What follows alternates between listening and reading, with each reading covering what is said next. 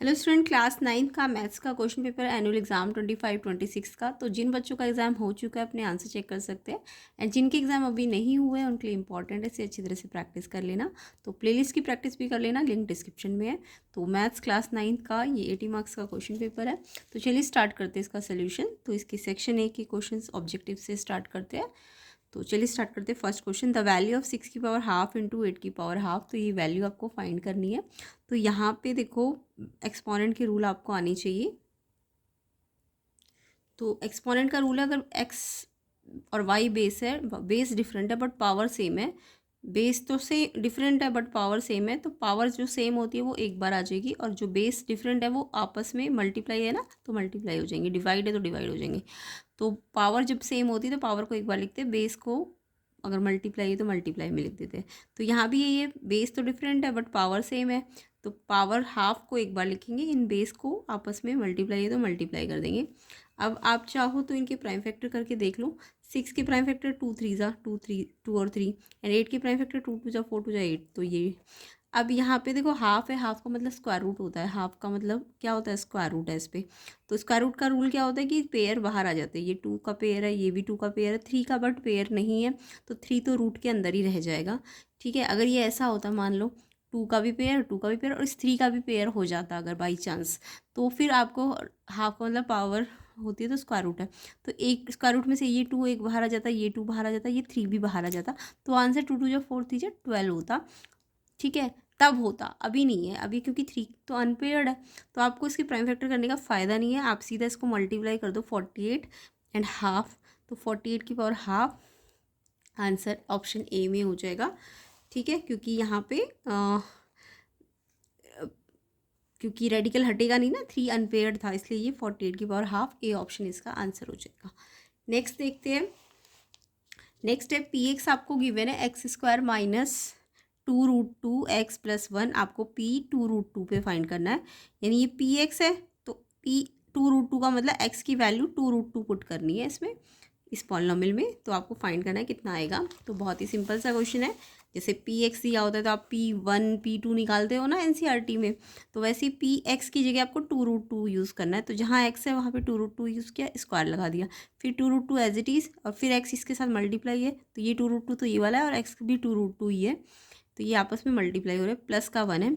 अब 2√2 का स्क्वायर मतलब 2√2 को आपको 2√2 से ही मल्टीप्लाई करना है। तो क्या क्या रूल होता है, नंबर को नंबर से मल्टीप्लाई करते हैं, रूट को रूट से। अगर सेम रूट 2 बार है तो वो रूट से बाहर आ जाएगा, तो 4 2 ज़ा 8 बन जाएगा। सेम यहाँ पे भी 2 को नंबर से, नंबर को नंबर से मल्टीप्लाई, रूट को रूट से मल्टीप्लाई, सेम रूट है तो वो रूट से बाहर आ जाता है, तो ये भी 8 बन जाएगा, प्लस का 1, 8 प्लस का 8 माइनस का कट जाएगा, 1 आंसर आ जाएगा।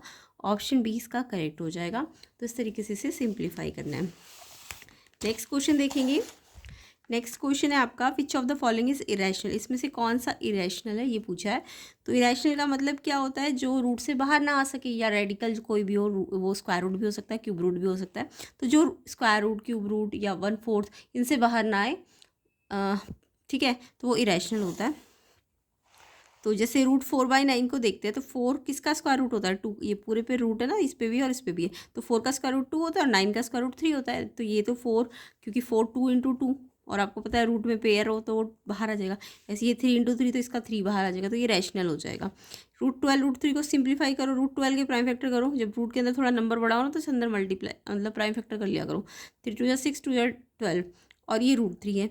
अब ये √3 देखो ऊपर भी और नीचे भी, तो इससे कट गया, तो ये √2 क्या बचेगा, 2। अगर स्क्वायर रूट के अंदर है तो वो बाहर आ जाएगा ना, 2 पेयर में है तो 2 तो बाहर आ गया, बट ये सिंगल है, ये रूट के अंदर ही रहेगा, तो ये कट गया और 2 आ गया। 2 तो रैशनल है। √7 देखो, ये इसके प्राइम फैक्टर भी नहीं होंगे और ये कैंसिल भी नहीं होगा, सिंप्लीफाई भी नहीं होगा, तो ये रूट के से बाहर नहीं आ सकता 7, क्योंकि प्राइम नंबर है, प्राइम नंबर का रूट सॉल्व नहीं होगा, तो ये इरेशनल है। क्लियर। √81 देखो, 9 इंटू 9, और 9 का पेयर है तो वो 9 बाहर आ जाएगा ना, है ना, 9 का पेयर है तो 9 रूट से बाहर आ जाएगा, तो ये रैशनल है। तो इरेशनल कौन सा हुआ, सी ऑप्शन। तो सी ऑप्शन आपका आंसर हो जाएगा, क्योंकि आपसे इरेशनल के बारे में पूछा था। इरेशनल आपका √7 है, C option. A point A B lies in quadrant 4, find A and B. कैसे, मतलब ए का और बी का एक्चुअल में साइन बोला है कि ए ग्रेटर देन 0, मतलब A positive, B greater than zero मतलब बी पॉजिटिव, या फिर A positive B negative, A negative B positive, A negative B negative. Less का मतलब नेगेटिव होता है, ग्रेटर का मतलब पॉजिटिव होता है। तो आपको क्वाड्रेंट 4 के साइंस पता होने चाहिए।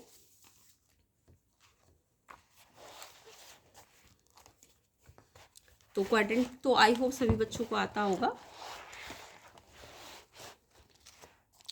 तो देखो क्वाड्रेंट ये फर्स्ट होता है, फर्स्ट क्वाड्रेंट में एक्स वाई दोनों पॉजिटिव होते हैं, सेकंड में एक्स नेगेटिव होता है वाई पॉजिटिव होता है, थर्ड क्वाड्रेंट में दोनों नेगेटिव होते हैं एक्स वाई, और फोर्थ क्वाड्रेंट में एक्स पॉजिटिव होता है वाई नेगेटिव होता है। पहले एक्स आता है याद रखना, बाद में वाई आता है।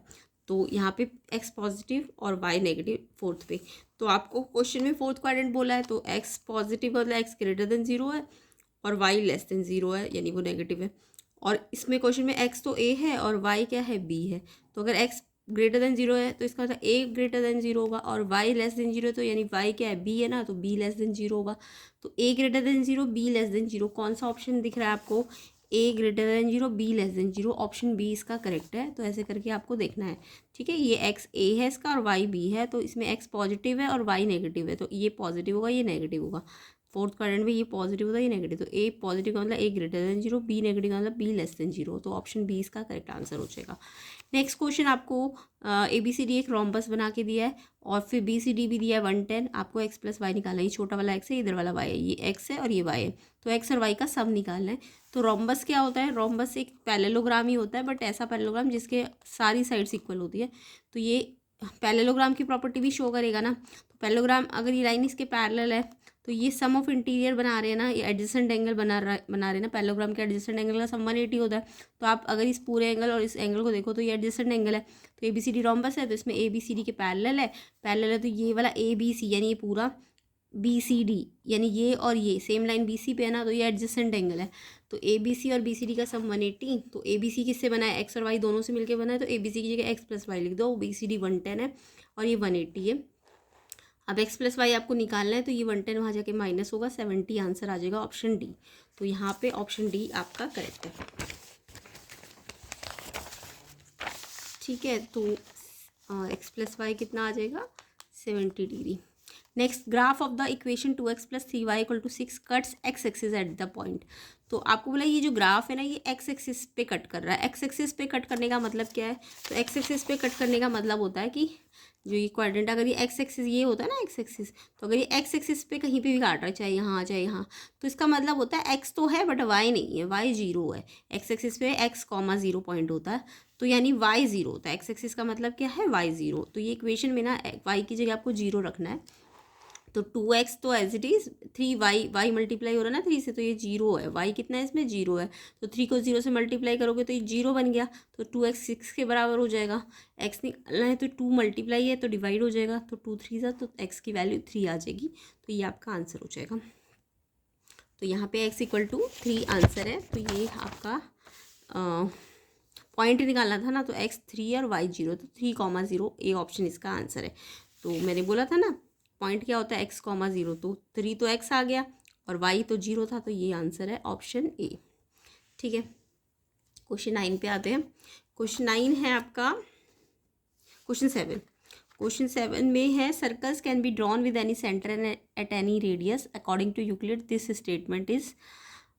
तो सर्कल जो होते हैं ना, किसी भी सेंटर से और कोई भी रेडियस लेके बनाए जा सकते हैं, यस ये ट्रूथ है।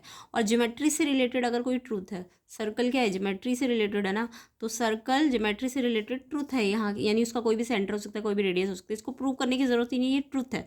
तो जो भी ज्योमेट्री से रिलेटेड ट्रूथ होते हैं उनको हम पोस्टुलेट कहते हैं, सी ऑप्शन इसका आंसर है, पोस्टुलेट, ठीक है, ये इसका आंसर है। Next question, which of one of the following polynomial is a linear polynomial. Linear polynomial का मतलब जिसमें x की पावर 1 होती है, लीनियर मतलब x की पावर 1 होती है, यानी जिसकी डिग्री 1 होती है। तो यहाँ पे x की पावर मैक्सिमम 3 है, तो इसकी डिग्री तो 3 है, ये लीनियर नहीं हो सकता। इसमें तो x है ही नहीं, तो ये तो कांस्टेंट टर्म मानी जाएगी। इसमें x की पावर 2 है, तो इसकी डिग्री 2 है, डिग्री 2 तो क्वाड्रेटिक होता है। डिग्री 3 क्यूबिक होता है, तो ये कोई क्यूबिक है, ये क्वाड्रेटिक है।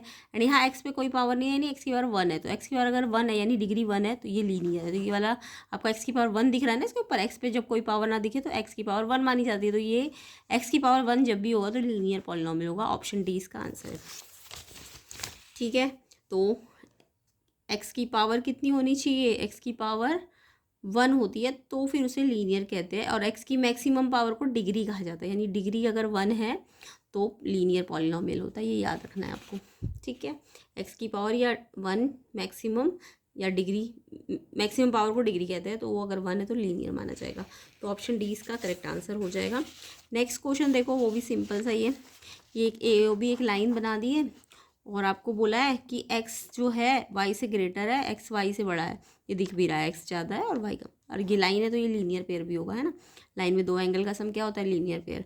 और कंडीशन क्या दी है, x ग्रेटर देन y है, कितना ज़्यादा है, 1/3 ऑफ राइट एंगल, यानी y से कितना बड़ा है, एक राइट एंगल के 1/3 के बराबर। तो यानी पहले राइट एंगल का 1/3 निकालो, 1/3 ऑफ 90 30 आएगा, यानी कि x ना y से 30 ज़्यादा है। तो इसका मतलब क्या है, x जो है क्वेश्चन नंबर 9 है ये, x जो है y से कितना ज़्यादा है, x ज़्यादा है तो y पे प्लस करके दिखाओ, कितना ज़्यादा है, 1/3 ऑफ 90, 1/3 ऑफ 90 अभी मैंने बताया था 30 आएगा, तो y प्लस 30 है, x y प्लस 30 है। अब आपको दिख रहा है x और y मिलके लीनियर पेयर बना रहा है, तो x और y का सम 180, तो x की वैल्यू y प्लस 30 यहाँ पे पुट कर दो, तो x की जगह मैं क्या लिख सकती हूँ, x की लिए कंडीशन दी थी ना y प्लस 30, एंड साथ में ये y as it is 180, y और y तो जुड़ गए, 2y प्लस 30 180 के बराबर हो जाएगा। अब इसे y के लिए सॉल्व कर दो इस इक्वेशन को, तो आपका 2y प्लस 30 कितना आ जाएगा, 2y प्लस 30 180 के बराबर आ गया, 2y यहीं रहेगा और नंबर के पास जाएगा तो ये प्लस है, वहाँ जाके माइनस हो जाएगा, उसके बाद माइनस करोगे तो 150 आएगा, फिर y निकालना है तो 2 मल्टीप्लाई है तो डिवाइड में आ जाएगा, फिर 2 से इसको डिवाइड कर दो, 2 से कट जाएगा, 2 7 जा 2 5 जा 75, तो y की वैल्यू 75 आ गई। अब क्वेश्चन में क्या था, x जो है y से 30 ज़्यादा है तो x भी निकल जाएगा, y तो आपका 75 है, x 30 है, सॉरी y 75 है और ये 30 ज़्यादा है, तो प्लस करके 105, और x पहले लिखना है बाद में y लिखना है, क्योंकि आपको पहले x बोला है, आपको पहले x बोला है बाद में y बोला है, तो x कितना आया आपका 105 और y आया 75, तो 105 और 75 ए ऑप्शन आंसर है। ये ध्यान रखना, पहले x है तो पहले x लिखना है, फिर बाद में y लिखना है, तो ये ऑप्शन ए इसका करेक्ट आंसर है। ओके, नेक्स्ट क्वेश्चन पे आते हैं। नेक्स्ट क्वेश्चन नंबर 10 तो और भी सिंपल है। आपको ये 4 कोऑर्डिनेट्स गिवन है और आपको बोला है कि ये सेकंड क्वाड्रेंट पे है, थर्ड पे है, फोर्थ पे है, कि किसी भी क्वाड्रेंट पे, सेम क्वाड्रेंट पे नहीं है। तो ये तो आपको पता होगा, जब एक प्लस एक माइनस हो, अब मैंने बताया भी था ना, ये दोनों प्लस का होता है फर्स्ट, ये वाला माइनस प्लस सेकेंड, ये माइनस माइनस थर्ड होता है, और ये प्लस माइनस फोर्थ क्वाड्रेंट होता है। तो ये प्लस माइनस फोर्थ क्वाड्रेंट है, प्लस माइनस फोर्थ क्वाड्रेंट है, प्लस माइनस फोर्थ क्वाड्रेंट है, ये सारे तो फोर्थ है, बट ये वाला देखो नेगेटिव नेगेटिव, तो ये तो थर्ड क्वाड्रेंट है। तो यानी ये सारे सेम क्वाड्रेंट में नहीं आ रहे, क्योंकि अगर ये भी फोर्थ होता ना तो ये सारे फोर्थ क्वाड्रेंट पे आ जाते, बट ये वाला डिफरेंट आ गया, तो इसलिए इसका मतलब आपका आंसर क्या हो जाएगा, आपका आंसर हो जाएगा do not lie in the same quadrant, option D इसका आंसर है। तो डी ऑप्शन करेक्ट हो जाएगा इसका। ओके, नेक्स्ट क्वेश्चन पे आते हैं। नेक्स्ट क्वेश्चन में पैरेलल लाइन है, एल लाइन एम के पैरेलल दी हुई है, पैरेलल का साइन है ये, और एक्स निकालना है, ये एक्स। तो सिंपल ही है, पैरेलल लाइन की प्रॉपर्टी आनी चाहिए आपको। पैरेलल लाइन में क्या होता है, जब भी दो लाइन पैरेलल होती है तो रूल याद रखा करो, दो लाइन पैरेलल है तो अगर ये ट्रांसवर्सल जा रही है तो एक तो अल्टरनेट इंटीरियर, एक तो देखो अल्टरनेट इंटीरियर होता है। अगर कॉरस्पॉन्डिंग की बात करूँ तो ये ऊपर है लाइन के, तो ये भी लाइन के ऊपर, ये कॉरस्पॉन्डिंग होते हैं, इस टाइप के एंगल, इनको कॉरस्पॉन्डिंग कहते हैं। और अगर अल्टरनेट की बात करूँ तो ये लाइन के अंदर इधर बनना चाहिए तो एक इधर बनना चाहिए, इनको हम अल्टरनेट इंटीरियर कहते हैं, ठीक है। तो ये दो प्रॉपर्टी आपको याद रखनी है, लाइन के ऊपर सेम साइड पे तो ये भी ऊपर ही होगा, ये कॉरस्पॉन्डिंग, लाइन के नीचे होगा तो ये भी लाइन के नीचे होगा, ये इधर होगा तो ये इधर होगा, ये इधर होगा तो ये इधर होगा। बट अल्टरनेट में ऐसे होता है, लाइन के अंदर ये इधर, ये इधर, ये इधर, ये इधर, ठीक है। तो यहाँ पे आपको पहले तो दिख रहा है लाइन के अंदर अंदर ये दो एंगल है, ये कैसे अल्टरनेट इंटीरियर, तो ये पूरा इसके बराबर हो जाएगा, अल्टरनेट इंटीरियर बराबर होते हैं। और ये आपको वर्टिकली भी दिख रहे हैं, दो लाइन क्रॉस करी तो ये दोनों वर्टिकली, तो ये इसके बराबर हो जाएगा। या फिर आपको कॉरस्पॉन्डिंग भी दिख रहे हैं, ये लाइन के नीचे, ये भी लाइन के नीचे, तो कॉरस्पॉन्डिंग करके भी आप बराबर कर सकते हो, तो किसी भी तरीके से आप कर सकते हो। तो पहले तो अल्टरनेट लगा दो, ये लाइन के अंदर अंदर इधर अपोजिट साइड पे ना, ये इधर, तो ये अल्टरनेट इंटीरियर बन रहे हैं। तो ये अल्टरनेट इंटीरियर ये वाला और ये वाला बराबर हो जाता है। तो ये इक्वेशन y के लिए सॉल्व कर लो, 3y 2y यहाँ आएगा तो माइनस हो जाएगा, ये यहीं रहेगा, 3y माइनस 2y y आ गया 25। अब y की वैल्यू, अब आपको x निकालना है ना आपको, तो तो ये वाला मैंने क्या कहा, या तो ये कॉरस्पॉन्डिंग से इसके बराबर कर दो, ये लाइन के नीचे, तो ये भी लाइन के नीचे कॉरस्पॉन्डिंग एंगल है, ठीक है। या फिर आप वर्टिकली से भी निकाल सकते थे इसको इक्वल करके इन दोनों को। मैंने कॉरस्पॉन्डिंग से निकाल लिया, ये वाला इसके बराबर है, तो एक्स प्लस 15 3y के बराबर है, और y आपका 25 आ गया, तो 3 × 25 कितना हो जाएगा 75, और फिर ये 15 यहाँ जाके माइनस हो जाएगा, तो ये माइनस करोगे तो 60 आ जाएगा x। तो x की वैल्यू 60, डी ऑप्शन है। x की वैल्यू कितनी आएगी 60, डी ऑप्शन करेक्ट है इसका। नेक्स्ट क्वेश्चन पे आते हैं, the semi perimeter of triangle S minus A 8 है, एस माइनस बी 12 है, एस माइनस सी 14 है। ये मैंने बहुत बार करा रखा है आपको। सेमी पेरीमीटर का मतलब आधा पेरीमीटर, उसको सिंबल करते हैं एस से। तो यहाँ पे हमने पहले भी करे हुआ ये क्वेश्चन।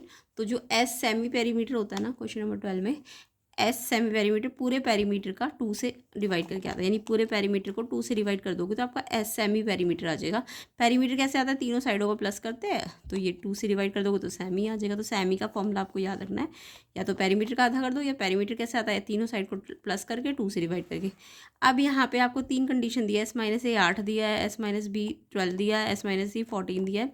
आप क्या करो, आपको तो ए बी सी को प्लस करके लाना है ना, तो आप इन सबको ना प्लस कर लो, तो ऐडिंग कर दो फर्स्ट सेकंड थर्ड को। तो लेफ्ट को लेफ्ट के साथ प्लस करो, S minus A plus S minus B plus S minus C, इन सबको प्लस कर दिया मैंने।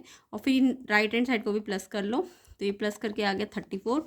अब ये एस एस एस तीनों प्लस के एस एस है ना, तो 3s हो जाएंगे। और अगर मैं ए बी सी तीनों में माइनस का साइन है, तो माइनस बाहर ले लोगे तो ये तीनों अंदर जाके प्लस में हो जाएंगे। और ए प्लस बी प्लस सी पेरीमीटर होता है, तो देखो ए प्लस बी प्लस सी यहाँ से किसके बराबर आ जाएगा, 2 यहाँ जाके मल्टीप्लाई होगा, तो ए प्लस बी प्लस सी आपका ना 2s हो जाएगा, ठीक है। तो इसमें आप 2s, इस a प्लस बी प्लस सी की जगह 2s पुट कर दो, तो 3s माइनस 2s 1s हो जाएगा। 1s कितना आ जाएगा 34, और s आपको निकालना था, तो ये आंसर आ जाएगा, बी ऑप्शन इसका करेक्ट है। नेक्स्ट क्वेश्चन, तो ये ऐसा क्वेश्चन बहुत बार कराया हुआ है और इम्पॉर्टेंट भी होता है, आपको इसे प्रैक्टिस करना है। प्लेलिस्ट को प्रैक्टिस ज़रूर करो। 4 to 5 क्वेश्चन पेपर आपको अच्छी तरह से प्रैक्टिस करने हैं, जिनके एग्ज़ाम नहीं हुए हैं, ताकि आपके अच्छी तरह कंसेप्ट क्लियर हो जाए, और तो आप कोई भी क्वेश्चन पेपर अटैम्प्ट कर सकते हो। 13 देखो, in the figure A B C एक equilateral triangle, B D C एक आइसोसेलेस राइट ट्राइंगल, और आपको राइट एंगल बोला डी पे है, और ए बी डी निकालना है। तो देखो ये वाला ए बी सी तो आइसोसेलेस है, आइसोसेलेस का मतलब समझ गए, ये तीनों साइड बराबर है। और ये एक इक्विलेटरल, ये इक्विलेटरल है ए बी सी, तो इसमें तीनों साइड बराबर है। और ये नीचे वाला बी डी सी जो है ना, ये आपका आइसोसेलेस ट्राइंगल है, यानी इसमें बी डी और डी सी बराबर है, और एक एंगल 90 भी दिया हुआ है। आपको निकालना क्या, ए बी डी देखो इधर और इधर इन दोनों से मिलके बना है, तो पहले ये वाला निकाल लो, फिर ये वाला निकाल लो, दोनों को प्लस कर दो, तो ए बी डी आ जाएगा। तो बहुत ही सिंपल सा क्वेश्चन है। तो यहाँ पे सबसे पहले ए बी सी की बात करते हैं। ए बी सी कैसा है, इक्विलेटरल है ना, इक्विलेटरल है। तो इक्विलेटरल का मतलब इनकी तीनों साइडें बराबर है, वो तो गिवन ही है क्वेश्चन में, ए सी बी सी ये तीनों बराबर है।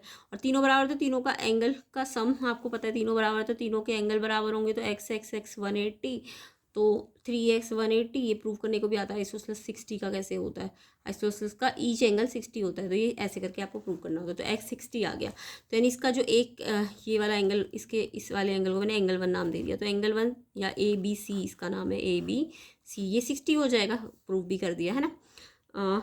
बट आपको प्रूव करना नहीं है, ये MCQ है, तो आपको याद होना चाहिए इक्विलेटरल में ईच एंगल 60 डिग्री का होता है। तो ABC आपका ये वाला जो ये है, इसको मैंने शॉर्ट में 1 दिया है, तो 60 के बराबर होगा। फिर इसकी बारी आई BDC की। BDC कैसा है, आइसोसेलेस ट्राइंगल। आइसोसेलेस में BD और DC बराबर दिए हुए हैं, और आपको पता है कोई भी आइसोसेलेस ट्राइंगल जिसमें अपोजिट साइड बराबर, तो अपोजिट एंगल भी बराबर होते हैं। तो इसके अपोजिट एंगल को मैंने 2 और 3 नाम दिया, तो ये 2 और 3 बराबर है, तो ये इनको x मान लो। अब ये ट्राइंगल ले लो, ये राइट एंगल ट्राइंगल आइसोसेलेस, तो ये 90 है, ये x है, तो 90 + x 180 हो जाएगा, और x 2x हो जाएंगे, 90 वहाँ जाके माइनस हो जाएगा, माइनस करोगे तो 90 आएगा, और x निकालना है तो 2 से डिवाइड हो जाएगा 45। तो आपका x क्या था, एंगल 2 था, एंगल 2 45 आ गया। अब आपको निकालना क्या है, ए बी डी। देखो निकालना कौन सा है, ए बी डी, तो ये 1 और 2 से मिलके बना है, तो यहाँ पे ए बी डी आ जाएगा 1 और 2 से मिलके। 1 आपका 60 आया था, 2 आपका 45 आ गया, और 1 और 2 को जोड़ दोगे तो 105 डिग्री, ऑप्शन सी इसका आंसर हो जाएगा। तो ये भी सिंपल ही क्वेश्चन था, 105 ऑप्शन सी इसका आंसर है। Next question, in the given figure what is the relation between A B and C D. A B and C D क्या है, कॉर्ड्स है ना, और आपको दिख रहा है ये वाला कॉर्ड का अगर परपेंडिकुलर डिस्टेंस सेंटर से देख रहे हो आप, इस कॉर्ड का परपेंडिकुलर लगा हुआ है ना, यानी परपेंडिकुलर डिस्टेंस कितना है 5, और इस कॉर्ड का भी सेंटर से परपेंडिकुलर डिस्टेंस कितना है 5। तो आपने एक थ्योरम पढ़ी होगी, जब परपेंडिकुलर डिस्टेंस बराबर हो, किसी भी कॉर्ड के डिस्टेंस सेंटर से बराबर हो तो वो कॉर्ड आपस में इक्वल होती है, ये थ्योरम होती है। तो यही है इसमें कि ओ, इसको मैंने एम नाम दे दिया, इसको N. O M distance A B पे परपेंडिकुलर था, ओ एन इस पे परपेंडिकुलर था, और ओ एम ओ एन के बराबर है, तो कॉर्ड इक्विडिस्टेंट फ्रॉम सेंटर है ना। इसका मतलब ये होगा कि कॉर्ड सेंटर से इक्वल डिस्टेंस पे है, तो वो जो कॉर्ड होती है इक्वल होती है। तो या फिर कॉर्ड इक्वल है तो वो इक्विडिस्टेंस होती है, ये थ्योरम होती है, ठीक है। तो अगर कॉर्ड इक्वल होती तो डिस्टेंस बराबर होता, और अगर डिस्टेंस बराबर है तो कॉर्ड इक्वल होनी चाहिए। तो ए बी और सी डी जो कॉर्ड है वो बराबर होनी चाहिए थ्योरम के अकॉर्डिंग। तो यहाँ पे क्या लग जाएगा, ए बी सी डी के बराबर, option C. Next question, height of cone, ये कोन लिखा है, कोन की हाइट 12 है, रेडियस 5 है, इसकी स्लैंट हाइट निकालनी है एल। तो देखो कोन में क्या होता है, कोन कैसी शेप होती है तो सबको पता है, जैसे बर्थडे कैप होता है, इसका बेस ऐसे सर्कल होता है। तो इसमें ये जो होती है, ये सर्कल बनाए तो ये तो रेडियस है, और ये वाली हाइट एच होती है, और ये जो स्लैंट तिरछी हाइट दिख रही है ये एल होती है। तो इसमें पाइथागोरस लग जाती है, एल स्क्वायर बराबर H square plus R square, ठीक है। तो ये रिलेशन होता है एल एच आर में। तो ये जो स्लैंट हाइट एल होती है ना, ये H square plus R square होती है, यहाँ से स्क्वायर हटेगा तो इस पर रूट लग जाता है। अब एच हाइट आपको गिवन है 12, कितनी गिवन है 12, और ये आर 5 है। तो एच 12 का स्क्वायर प्लस 5 का स्क्वायर, 12 का स्क्वायर मतलब 12 को 12 से मल्टीप्लाई 144, 5 5 जा 25, 5 का स्क्वायर मतलब 5 इंटू 5 25, प्लस किया 169, 169 का स्क्वायर रूट याद रखा करो 13 होता है। तो लेफ्ट जो इसका स्लैंट हाइट है वो 13 आ जाएगा, ऑप्शन बी इसका आंसर हो जाएगा। तो यहाँ पे 13 सेंटीमीटर, ऑप्शन बी आंसर है। 16 क्वेश्चन देखो, the length of each side of an equilateral triangle, area √4√3 centimetre square. बहुत बार सिखा रखा है आपको मैंने, इक्विलेटरल ट्राइंगल का एरिया का डायरेक्ट फॉर्मूला याद रखा करो। तो इक्विलेटरल ट्राइंगल का जो फॉर्मूला होता है एरिया का, होता है √3/4 साइड का स्क्वायर, याद रखना साइड का स्क्वायर होता है, साइड का स्क्वायर और साथ में √3/4, ये इसका फॉर्मूला होता है। अब आपको ये √3/4 साइड स्क्वायर, तो ये इसका फॉर्मूला है, बट आपको ये एरिया गिवन भी है 4√3, और देखो √3 यहाँ भी मल्टीप्लाई में और यहाँ भी मल्टीप्लाई में, तो काट सकते हो।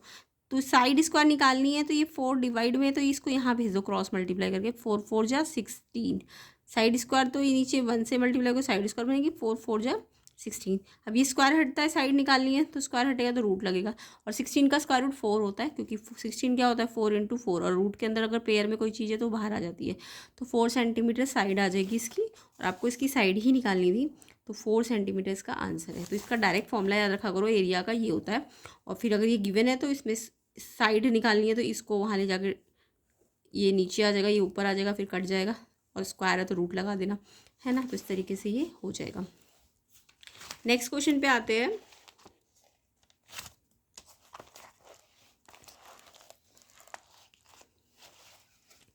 नेक्स्ट क्वेश्चन है आपका क्लास मार्क। तो ये तो बहुत ही सिंपल क्वेश्चन होता है, क्लास मार्क। क्लास मार्क निकालना है, ये क्लास इंटरवल दी है, ये लोअर लिमिट होती है, अपर लिमिट होती है। तो क्लास मार्क का फॉर्मूला क्या होता है, लोअर और अपर को ऐड करते हैं, upper limit plus lower limit, या फिर लोअर पहले लिख दो अपर बाद में, लोअर और अपर को ऐड करो 2 से डिवाइड। यानी क्लास मार्क जो होता है ना, मिड पॉइंट होता है, मिड पॉइंट भी बोलते हैं क्लास मार्क को कई बार, तो वो लोअर और अपर का एवरेज होता है, लोअर अपर को ऐड करके 2 से डिवाइड करते हैं। तो लोअर लिमिट 80 है ना, लोअर मतलब जो पहले आती है, अपर जो बाद में आती है। तो लोअर 80 है, अपर 110 है, इनको प्लस करो 190, 2 से डिवाइड करो तो 95, सी ऑप्शन इसका आंसर है, 95 सी ऑप्शन करेक्ट है। ठीक है, नेक्स्ट क्वेश्चन देखो।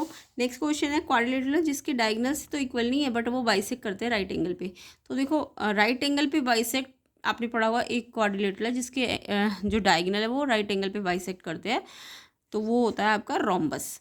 अगर ये डायगोनल इक्वल भी होते और 90 डिग्री पे भी बाइसेक्ट करते तब ये स्क्वायर होता, बट डायगोनल इक्वल होने चाहिए थे तब। यहाँ बोला है डायगोनल्स तो इक्वल नहीं है, बट एंगल जो डायगोनल है वो एक दूसरे को 90 डिग्री पे बाइसेक्ट कर रहे हैं। तो ये रोम्बस के बारे में आपने स्पेशल प्रॉपर्टी पढ़ी है ना, रोम्बस एक टाइप का पैरेललोग्राम ही है, बट इसकी सारी साइड तो बराबर है स्क्वायर के जैसे, बट इसके सारे एंगल 90 नहीं है, जिसके कारण इसके डायगोनल है, एक डायगोनल तो थोड़ा शॉर्ट हो जाता है और एक डायगोनल थोड़ा लॉन्ग हो जाता है। तो ये डायगोनल की लेंथ इक्वल नहीं होती, ये बड़ा डायगोनल है, ये छोटा डायगोनल है, बट ये डायगोनल बाइसेक्ट कर रहा है, मतलब ये वाला हिस्सा इसके बराबर है, ये वाला हिस्सा इसके बराबर है, ये वाला ये वाला इधर वाला यहाँ से यहाँ तक इसके बराबर होता है, और ये 90 डिग्री पे भी बाइसेक्ट करता है। रोम्बस की एक स्पेशल प्रॉपर्टी है कि ये 90 डिग्री पे बाइसेक्ट करता है, बट ये एक स्क्वायर नहीं है। स्क्वायर होता तो इसके डायगनल भी इक्वल होते, तो यहाँ बोला डायगनल इक्वल नहीं है, बट ये अंदर 90 डिग्री बना रहा है, तो ये रोम्बस की प्रॉपर्टी है। सी ऑप्शन इसका आंसर है। नेक्स्ट क्वेश्चन देखो, तो ऑप्शन सी आंसर है, ठीक है। एजर्शन 2 लाइन्स ABCD अगर इंटरसेक्ट कर रही है ओ पे, तो AOC 50 है तो BOC भी 50 आएगा। आप बनवा के देखो, 2 लाइन इंटरसेक्ट जब भी बोले तो वर्टिकली अपोजिट वाली प्रॉपर्टी लगानी चाहिए। तो यहाँ पे 2 लाइन AB और CD जो है किस पे काट रही है, O पे। अब AOC दिया हुआ है आपको 50, क्या दिया है, AOC 50 दिया, और BOC 50 पूछा है कि नहीं। तो AOC देखो ये रहा, और BOC ये रहा, तो AOC और BOC तो लीनियर पेयर बना रहे हैं ना, ये वाला एंगल और ये वाला एंगल तो लीनियर पेयर बना रहे हैं। तो AOC और BOC तो लीनियर पेयर बना रहे हैं, क्योंकि ये एक ही लाइन पे दोनों एंगल आ रहे हैं। तो ये AOC BOC का सम तो 180 होता है, तो अगर ये 50 है तो ये कैसे आएगा, 50 को 180 में से माइनस करके 130 आ जाएगा ये तो। हाँ, अगर ये BOD की बात करते तो ये अपोजिट, वर्टिकली अपोजिट तब बराबर होते 50-50, BOD 50 होता, बट ये तो इसके साथ लीनियर बना रहा है, तो लीनियर थोड़ी ना सेम होगा। ये 50 है तो ये 130 आएगा ना। तो यानी एजर्शन तो आपका गलत बोल रहा है कि BOC 50 है, BOC 130 आ रहा है, लीनियर पेयर है क्योंकि ये दोनों, ठीक है। तो एजर्शन गलत है। रीज़न, जब 2 स्ट्रेट लाइन इंटरसेक्ट करती है तो वर्टिकली अपोजिट एंगल होता है। यस, ये ठीक है कि जब 2 लाइन क्रॉस करेगी ना, इंटरसेक्ट करेगी, तो वर्टिकली अपोजिट, जैसे मैंने कहा इसके वर्टिकली अपोजिट 50 ये वाला है BOD, तो ये रीज़न की स्टेटमेंट ठीक है, बट ये इसके साथ वर्टिकली थोड़ा बना रहा है, ये तो लीनियर बना रहा था। तो रीज़न तो सही है, बट एजर्शन गलत है। एजर्शन गलत है, रीज़न सही है। ऑप्शन डी इसका आंसर है, तो डी ऑप्शन करेक्ट है इसका, ठीक है। 19 क्वेश्चन का। 20 देखते हैं। 20 क्वेश्चन में एजर्शन, ये आपको एक सर्कल दिया हुआ है। अब ये QOR, इसमें ये नहीं बोला कि ये डायमीटर, कुछ नहीं बोला, यानी एक साइड, ये QO है अलग, OR अलग है ना, ये लाइन नहीं है, ये ऐसा नहीं बोला इन्होंने कि ये वो डायमीटर, QO अलग है, OR अलग है, और ये 50 है, ये 45 है, और ये आप पहले निकाल लो, और फिर आपको ये रिफ्लेक्स वाला निकालना है। QOR तो निकालना है, ठीक है, रिफ्लेक्स निकालना है, लेकिन और फिर चेक करना है क्या ये 190 अगर रिफ्लेक्स QOR का, मतलब देखो छोटा वाला जो QOR है वो इधर वाला अंदर वाला, ये बड़ा आ रहा है, रिफ्लेक्स मतलब थोड़ा 180 से ज़्यादा होना चाहिए, ये 180 से ज़्यादा आ रहा है ना, यानी ये वाला निकालना है आपको। और ये आपने प्रॉपर्टी पढ़ी होगी, ये QR आर्क पे बना है ना, और QR आर्क पे ही ये ऊपर सर्कल पे भी बना हुआ है, तो ये नीचे की तरफ है, तो ये भी नीचे की तरफ ही बना हुआ है। तो अगर आप ये निकाल लो ना, तो जितना भी आएगा सेंटर वाला उसका डबल आएगा। तो यहाँ पर पहले मुझे ये वाला एंगल निकालना है, तब मेरा ये रिफ्लेक्स वाला निकल जाएगा, क्योंकि नीचे की तरफ है, तो ये इस वाले नीचे की तरफ वाले के, ये नीचे की तरफ है ना, तो इसका भी ये नीचे की तरफ आ रहा है ना, तो ये वाला सेंटर वाला इस वाले का डबल है। तो पहले इसको निकालने के लिए इसको बीच से, इसको, क्योंकि ये डायमीटर नहीं है, तो आपको पहले इसको ज्वाइन करना है OP को। अब आपको ये एक ट्राइंगल लेना है, देखो, तो इसमें ये रेडियस दोनों बराबर है ना, ये रेडियस है, तो इस सामने अपोजिट एंगल भी बराबर हो जाएंगे, एंगल 1 50 आ जाएगा, ठीक है। ये रेडियस के बराबर है इस ट्राइंगल में, तो ये एंगल 1 50 आएगा, ऐसे एंगल 2 45 आ जाएगा। और फिर आपको पता है 1 और 2 को जोड़ूंगी तो 50 और 45 95 डिग्री आ जाएगा। और रिफ्लेक्स QOR अभी मैंने बताया, रिफ्लेक्स वाला नीचे की तरफ है ना, तो ये भी इसका भी नीचे की तरफ ही आ रहा है, तो ये रिफ्लेक्स वाला सेंटर पे और ये वाला ऊपर है, तो सेंटर वाला डबल होता है। तो डबल ऑफ QPR कितना आ जाएगा, 190, तो 190 इसका आंसर हो जाएगा। तो यहाँ पे भी इन्होंने 190 ही बोला है कि QOR कितना आना चाहिए, 190, एजर्शन सही है। रीज़न भी बिल्कुल सही है, एंगल जो एट द सेंटर होता है वो ट्वाइस होता है angle subtracted by remaining part of the circle. ये रीज़न भी एक्सप्लेन भी कर रहा है और करेक्ट भी है, एजर्शन रीज़न करेक्ट भी है और एक्सप्लेनेशन भी दे रहा है, ऑप्शन ए आंसर है। नेक्स्ट इसका सेक्शन बी देखते हैं। तो देखो सेक्शन बी में आपको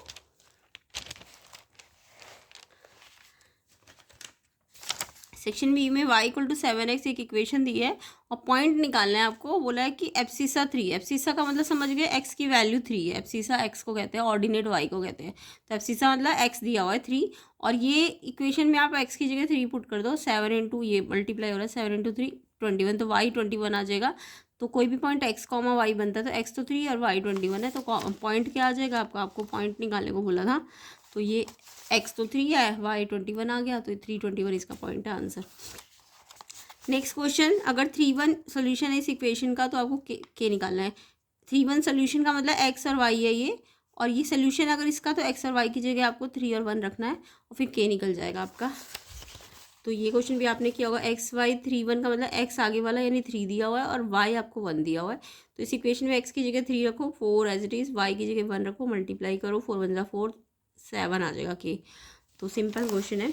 नेक्स्ट देखो, आपको बोला है 2 लाइन दी है पी क्यू और R S, P Q R S के बराबर है, और फिर एक कंडीशन दे दी, ये पी पॉइंट, पी क्यू पे ए पॉइंट है, ये जो पी ए है ये पूरे पी क्यू का 1/3 है, ठीक है। और ऐसे ये बी पॉइंट है, ये आर बी जो पॉइंट है, आर बी लाइन है, ये पूरे आर एस का 1/3 है। फिर पूछे क्या ये बराबर है ए पी और आर बी, तो देखो इसमें एक्सियम से प्रूव हो जाएगा। तो आपको क्वेश्चन में पी क्यू और आर एस इक्वल दिए हुए हैं, ये गिवन है। अगर आप इसका भी 1/3 कर दो, इसका भी 1/3, यानी आपने जितना यहाँ डिवाइड की, जितना यहाँ मल्टीप्लाई किया है या 3 से डिवाइड किया ना, दोनों को 3 से डिवाइड किया है, तो जितना 3 से डिवाइड यहाँ किया उतना यहाँ भी किया है। तो इक्वल अगर आप मल्टीप्लाई करते हो या इक्वल डिवाइड करते हो तो होल सारे इक्वल होते हैं ना, एक्सियम लग रहा है ये। तो 1/3 पी क्यू की जगह आप क्या लिख सकते हो, ए पी। बोला था क्वेश्चन में 1/3 of P Q A P है और 1/3 of R S R B है। तो ये एक एक्सियम लग रहा है जिसमें है कि इक्वल्स आप अगर डिवाइड करोगे तो होल्स क्या होते हैं, इक्वल होते हैं। तो ये वाला एक्सियम लग रहा है। तो एक्सियम पूछा था, तो एक्सियम की आपको स्टेटमेंट लिखनी थी कि अगर आप इक्वल डिवाइड करोगे तो होल्स भी क्या होंगे, इक्वल होंगे, ये लिखना था आपको। 24 क्वेश्चन में लाइन पी क्यू और आर एस जो है इंटरसेक्ट कर रही है, P O R R O Q 5:7 है। तो देखो पी ओ आर ये तो 5:5:7 है, तो एक को 5x मान लो, एक को 7x, तो पी ओ आर 5x हो जाएगा और आर ओ क्यू 7x हो जाएगा। अब आपको दिख रहा है दो इंटरसेक्टिंग लाइन है, तो पहले तो ये लीनियर पेयर बना रही है, देखो ये लाइन है ना, तो ये दोनों तो लीनियर पेयर बना रहे हैं, पी क्यू लाइन है, तो इन दोनों का लीनियर पेयर मतलब 5x 7x 12x हो जाएगा।